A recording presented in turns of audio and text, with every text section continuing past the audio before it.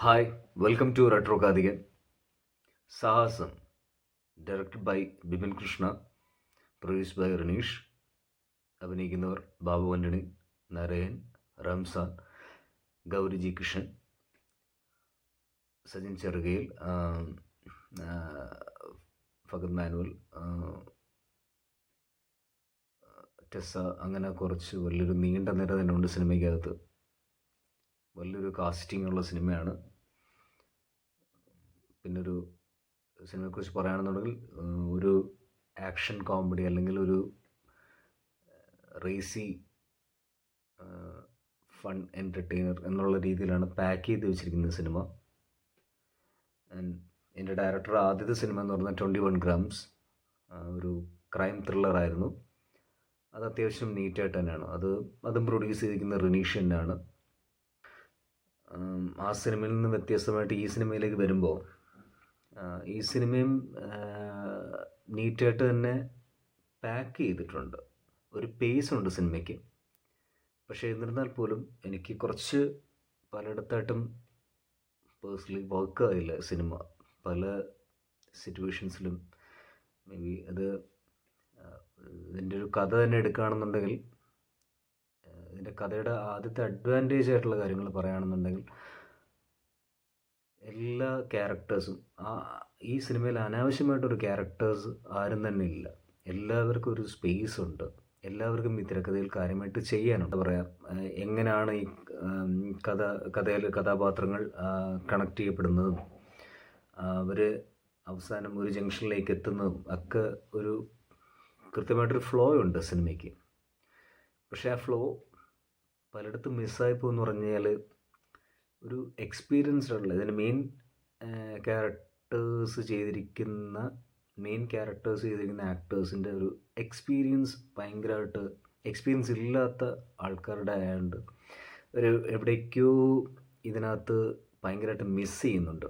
നല്ല performance miss ചെയ്യുന്നുണ്ട്. Experience ആയിട്ടുള്ള ആൾക്കാരെ നോക്കിക്കഴിഞ്ഞാൽ ബാബു ആൻ്റണി, നരയൻ, പിന്നെ അങ്ങനെയുള്ള ആർട്ടിസ്റ്റുകൾ വരുമ്പോൾ സജിൻ ചെറുകയിൽ, അങ്ങനെയുള്ള ആർട്ടിസ്റ്റുകളൊക്കെ വരുന്ന സമയത്ത് അവിടെ ഇവിടെയൊക്കെ ആയിട്ട് സിനിമ രസമാവുന്നുണ്ട്. ശബരീഷുള്ള പോർഷൻസും ചിലയിടത്തൊക്കെ രസമാവുന്നുണ്ട്. പക്ഷേ ഇവർ ഈ മെയിൻ കാസ്റ്റിലുള്ള ആക്ടേഴ്സ് ചെയ്യുമ്പോൾ അതിനുള്ള ചെറിയ പോരായ്മകളുണ്ടായിരുന്നു. പക്ഷേ എന്നിരുന്നാൽ പോലും ഓക്കെ ആയിട്ടിരുന്ന് അത് കാണാം.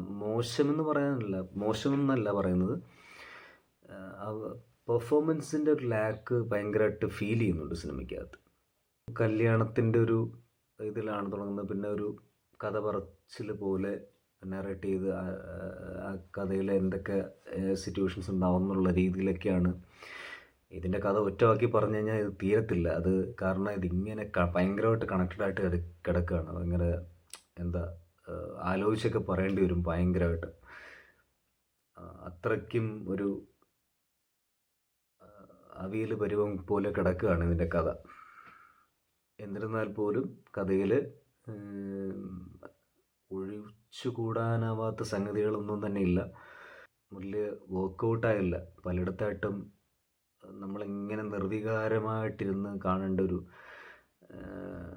ചില സീക്വൻസുകളാണ് വന്നത്. അതിനകത്ത് കുറച്ച് കാര്യങ്ങളെന്ന് പറയുന്നത്, ബാബു ആൻ്റണി, ടെസ്സ, അവർ തമ്മിലുള്ളൊരു ക്യാരക്ടർ റിലേഷൻഷിപ്പ് ബിൽഡ് ചെയ്ത് കൊണ്ടുവന്ന ആ ഒരു സീക്വൻസും, പിന്നെ ശബരീഷിൻ്റെ യോഗ് JP എടുത്ത് വന്നിട്ട് സംസാരിക്കുന്ന കുറച്ച് സീക്വൻസ്, അത് സിനിമയുടെ ഒരു ക്ലൈമാക്സ് പോർഷനിലേക്ക് ലീഡ് ചെയ്ത് പോകുന്ന ഈ സീക്വൻസിലേക്കാണത് ആ ഒരു സംഭവം വരുന്നത്.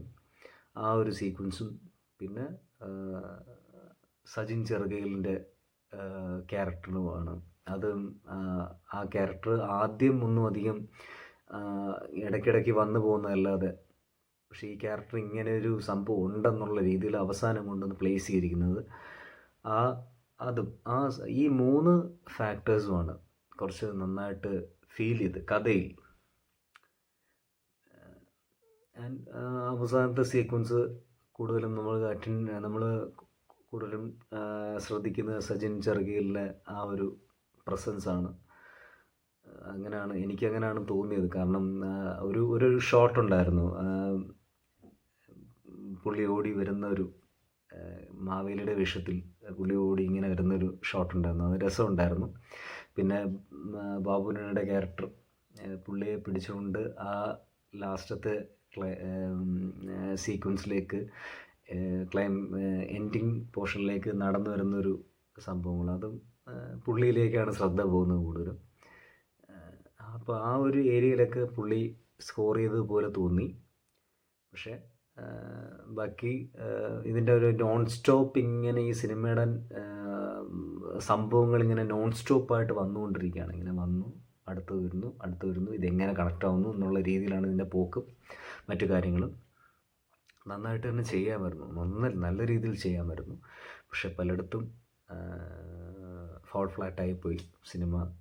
ഗ്രാഫ് കറക്റ്റായിട്ട് തന്നെ നിൽക്കുന്നുണ്ട്, അതായത് പേസും കറക്റ്റായിട്ട് തന്നെ നിൽക്കും. ടെക്നിക്കൽ സൈഡിലുള്ള പോസിറ്റീവ് എന്ന് പറഞ്ഞു കഴിഞ്ഞാൽ അതിൻ്റെ ബാക്ക്ഗ്രൗണ്ട് സ്കോറും പിന്നെ എഡിറ്റിങ്ങും. സിനിമ എഡിറ്റ് ചെയ്തിരിക്കുന്നത് കിരൺ ദാസ് ആണ്. പിന്നെ ട്രെയിലർ കട്ട്സ് ചെയ്തിരിക്കുന്നത് അപ്പൂൻ ഭട്ടത്തിരിയാണ്. ട്രെയിലർ കട്ട്സ് നന്നായിട്ട് ഇഷ്ടപ്പെട്ടിട്ടുണ്ട്, നല്ല രസമുണ്ടായിരുന്നു. ഏകദേശം ആ പേസിൽ തന്നെ സിനിമയും കട്ട് ചെയ്ത് വെച്ചിട്ടുണ്ട് കിരൺ ദാസ്. ബാക്ക്ഗ്രൗണ്ട് സ്കോർ ബിപിൻ അശോകാണ് ബാക്ക്ഗ്രൗണ്ട് സ്കോറും സോങ്സും നന്നായിട്ട് തന്നെ ഹാൻഡിൽ ചെയ്തിട്ടുണ്ട്. നന്നായിട്ട് തന്നെ ആ ഒരു സിനിമയുടെ പേസ് ഈ ഒരു രണ്ട് ടെക്നിക്കൽ സൈഡും നന്നായിട്ട് തന്നെ ചെയ്തിട്ടുണ്ട്. പിന്നെ സൗണ്ട് ഡിസൈനിങ് കൊള്ളായിരുന്നു. ടെക്നിക്കലി ഒരു നീറ്റായിട്ടുള്ളൊരു അപ്രോച്ച് നടന്നിട്ടുണ്ട്. സിനിമയുടെ ഒരു ഡ്യൂറേഷൻ ഭയങ്കര വലിയ ഡ്യൂറേഷൻ. ഇത്രയും ക്യാരക്ടേഴ്സ് വരുമ്പോൾ എന്തായാലും ഇവരെ കണക്ട് ചെയ്യിപ്പിച്ച് കൊണ്ടുപോകാന്നുള്ളത് ആ ഒരു രീതിയിലൊക്കെയാണ് സിനിമയുടെ ഒരു ഡ്യൂറേഷനെ ബാധിച്ചെന്ന് തോന്നുന്നു. കാരണം ഒരുപാടുണ്ട് സിനിമ. പഴയ ഹിറ്റായിട്ടുള്ള ഒരു മുത്തും തേടി ദൂരെ പോയി, ഇൻഡിപെൻഡൻസ് സിനിമയിലെ പാട്ട്, അതൊക്കെ പ്ലേസ് ചെയ്തിരിക്കുന്നതൊക്കെ കറക്റ്റാണ്. അത് അജു വർഗീസിൻ്റെ റോളൊക്കെ ആവശ്യമില്ലാത്തൊരു ക്യാമിയോ ആയിപ്പോയി. കാരണം ഇങ്ങനെയുള്ള സിനിമകളിൽ ചില സമയത്ത് ചില സന്ദർഭങ്ങളിൽ അൺഎക്സ്പെക്റ്റഡ് ആയിട്ടുള്ള ഒരു ക്യാമിയോ എൻട്രി ആവുന്നതൊക്കെ നല്ലത് തന്നെയാണ്. പക്ഷേ ഇതിനകത്തൊരു ക്യാമിയോ, അജു വർഗീസിൻ്റെ ക്യാമിയോ എന്ന് പറയുന്നത്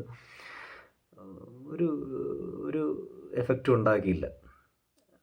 വെറുതെ വന്ന് നിൽക്കുന്നത് പോലെയാണ്, എന്തോ കോമഡിക്ക് വേണ്ടിയിട്ട് നിൽക്കുന്ന പോലെ ഫീൽ ചെയ്തു. ആൻഡ് ഓവറോൾ ഈ സിനിമ മൊത്തത്തിലൊരു സാഹസം തന്നെയാണ്. പക്ഷേ പലയിടത്തും സാഹസമല്ലാതാവുന്നുമുണ്ട് താനും. ചില സമയത്ത് ഒരു ഫീലിങ്ങും ഇല്ലാത്തൊരു സാഹസമായിപ്പോയി. എന്തായാലും നിങ്ങൾ പടം കണ്ടു നോക്കുക, അഭിപ്രായങ്ങൾ കമൻറ്റ് ബോക്സിൽ രേഖപ്പെടുത്തുക. Bye, retro Karthikan.